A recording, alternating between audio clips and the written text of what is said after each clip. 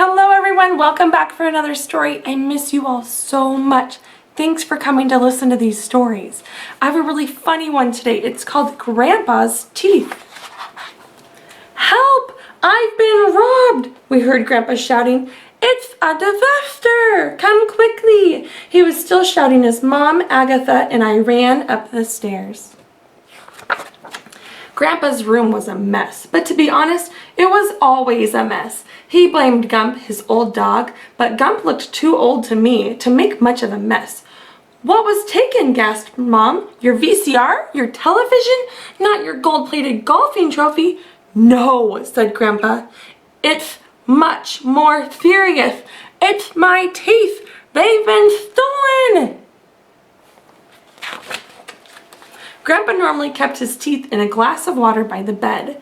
The glass was still there, but the teeth were missing. You haven't swallowed them by mistake, have you? Asked Mom. Of course not, replied Grandpa. Those teeth were special, handmade by the finest Swiss craftsmen. Agatha looked at Mom and whispered, Why is Grandpa talking funny? You see how serious it is? Moaned Grandpa. I may never speak the same again. Are you sure you looked everywhere? Asked Mom. Under the bed? Behind the cabinet? In all the drawers? Yes, replied Grandpa with tears in his eyes. I've looked everywhere. Mom called the police. Officer Rate looked grave. That means serious. We've done a thorough search of the room and house, but we found nothing at all. No teeth, no clues. Everyone was at home at the time of the theft, so how the thief got in and out without being seen is a mystery. Can you give us a description of the stolen articles, Mr. Pertwhistle? Grandpa frowned, rubbed his chin, then looked closely at the officer. Could you smile, please? He asked. Smile? Yes, a nice big smile. Officer Rate grinned sheepishly. No, shouted Grandpa angrily. I mean really smile. Officer Rate smiled broadly. Grandpa leaned forward, tapped the officer's teeth with his finger, and growled suspiciously. They look just like those. Officer Rate looked shocked. I've had these for years. Officer Rate took us all down to the station for further investigation. Using Grandpa's description, the police artist drew a picture of the missing teeth. They put up our wanted poster with all the others. We made copies and put them up all over town. What would you do if you saw this wanted poster with just a picture of teeth on it? Officer Rate rounded up the usual suspects and took them in for questioning. All of them were asked to smile. Most of them had missing teeth as well, but just one or two, not the whole set. They even brought in our unfriendly neighbor, Mrs. Carbuncle, because her own teeth didn't fit, but Grandpa didn't recognize her or the teeth in the police lineup. I've never seen her smile before, he explained to Officer Rate. After several days, Officer Rate had to admit that no teeth had been found, no thief had been caught, and no new clues had been uncovered. Grandpa suspected everyone, especially anyone who didn't smile. Soon the whole town was smiling at him. Although he never smiled back, he had nothing to smile with. Mom even got a call from one of those TV shows, Unsolved Crimes. They came to the house in a helicopter. We had to reenact the whole thing. When Grandpa was interviewed, he asked the reporter, Pearl White, if he could borrow some of her teeth. After all, he mumbled, you have more than enough. Dad called Switzerland to find out how much a new set of teeth would cost. He was so shocked when he found out that he dropped the phone. The only way we could have ever afford it, he joked to Mom, is to sell the house. Grandpa thought that was a great idea. Who needs a house anyway? He moaned. It doesn't help you chew your food. To cheer him up, we all took Grandpa to the amusement park.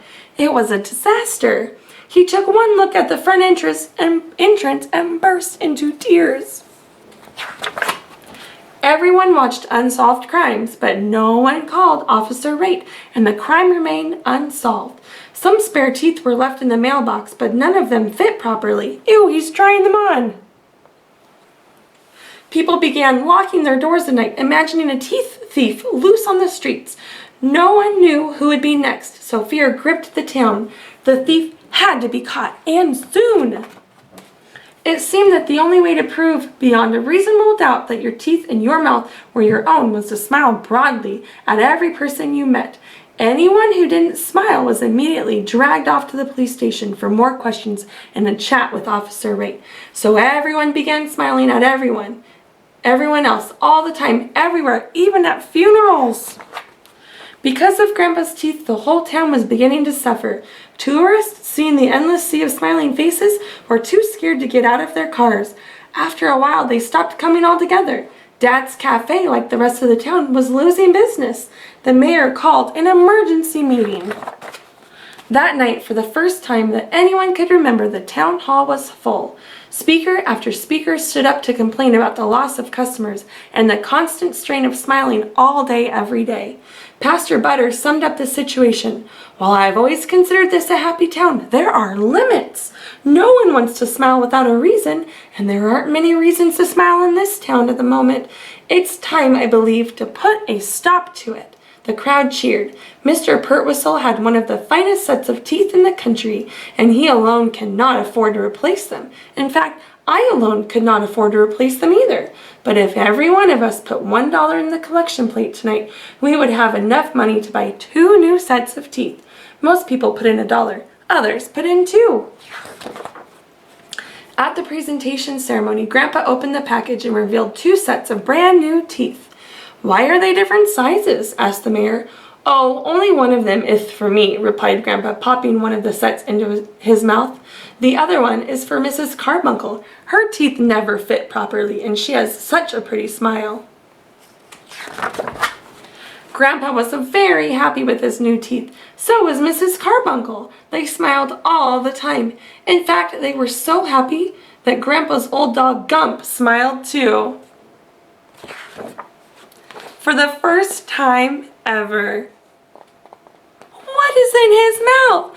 I think we solved the mystery. It looks like the dog Gump has the teeth. Oh my goodness, that is too silly. Thank you for coming for a story today. I'm so glad you came, and I can't wait to see you guys tomorrow again. I love you. Bye.